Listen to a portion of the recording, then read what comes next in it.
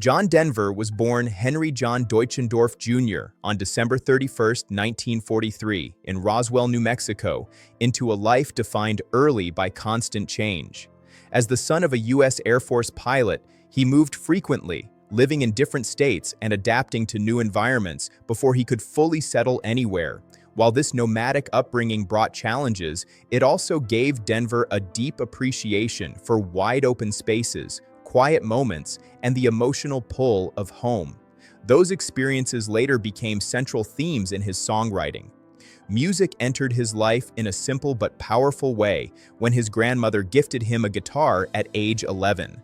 That single gesture sparked a lifelong passion. Inspired by folk traditions and early rock influences, Denver began shaping a voice rooted in sincerity, reflection, and a yearning for connection that would resonate with millions around the world, finding his voice and a new identity. While attending Texas Tech University, John Denver continued developing his musical skills, performing locally, and refining his songwriting. Eventually, his ambitions carried him to Los Angeles, where he immersed himself in the folk music scene of the 1960s. It was during this period that he adopted the stage name John Denver, a tribute to Colorado, a place that symbolized the natural beauty and sense of belonging he longed for. His early career was not marked by instant fame, but by persistence, collaboration, and steady growth. Denver worked behind the scenes as a songwriter before stepping fully into the spotlight. His breakthrough came in 1969 when "Leaving on a Jet Plane," recorded by Peter, Paul, and Mary, became a massive hit. That success opened doors, giving Denver confidence and credibility as both a writer and performer ready to claim his own place on stage. The rise of a gentle superstar. The 1970s marked John Denver's ascent into international stardom, fueled by songs that felt deeply personal yet universally relatable. Tracks like "Take Me Home, Country Roads," "Rocky Mountain High," "Annie's Song," and "Sunshine on My Shoulders" captured emotions tied to love, longing, and nature. Denver's warm tenor voice and acoustic-driven sound set him apart in an era filled with louder, more aggressive musical styles. His music offered comfort rather than spectacle, inviting listeners into moments of reflection and peace. Audiences connected with his authenticity, sensing that his lyrics came from lived experience rather than manufactured image. At the height of his fame, Denver became one of the best-selling artists of the decade, not because he chased trends, but because he remained true to a gentle artistic vision that celebrated simplicity, honesty, and the beauty of the natural world. Beyond music, film, television, and public presence, John Denver's appeal extended well beyond the recording studio. During the 1970s and 1980s, he became a familiar face on television and film, bringing the same warmth and sincerity to the screen that defined his music. His role in the 1977 film "Oh God!" alongside George Burns revealed his natural charm and ability to balance humor with heartfelt emotion. The film's success helped broaden Denver's audience and showcased his versatility as an entertainer. In addition to acting, Denver hosted television specials that emphasized music, storytelling, and human connection rather than spectacle. His on-screen presence felt approachable, reinforcing the image of an artist who valued authenticity over flash. These appearances strengthened his bond with audiences and solidified his reputation as not just a musician, but a trusted and familiar voice during a transformative era in American entertainment. A life guided by advocacy and purpose. As his career matured, John Denver increasingly used his platform to speak about causes that mattered deeply to him.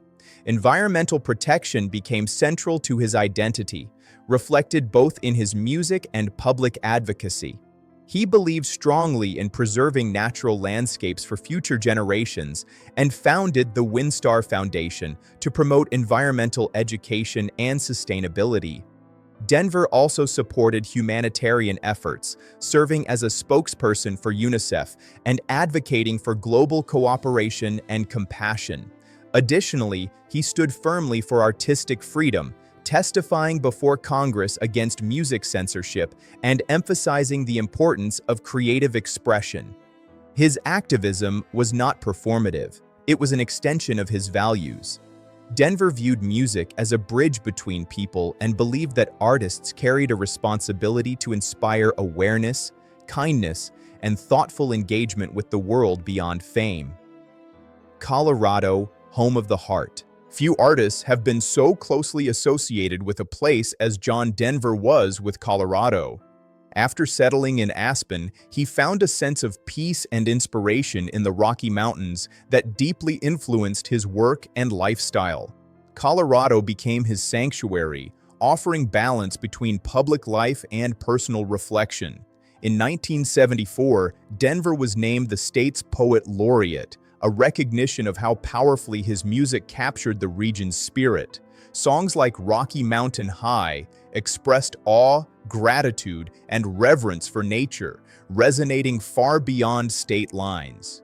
Decades later, Colorado officially adopted the song as a state anthem, honoring Denver's cultural impact.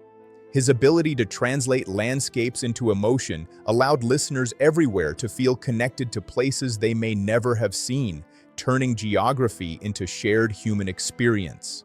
Love, family, and personal grounding. John Denver's personal life was shaped by deep emotional connections, especially within his family. His first marriage to Annie Martell inspired some of his most tender music, including the iconic Annie's Song, written in a burst of heartfelt clarity.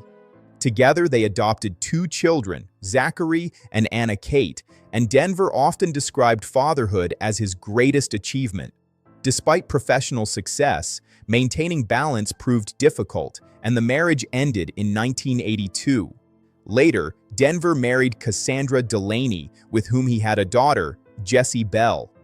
Though this relationship also ended, Denver remained deeply committed to his children. He often stated that being remembered as a loving father mattered more to him than fame. These experiences shaped his later years, adding emotional depth to both his music and his understanding of life's complexities.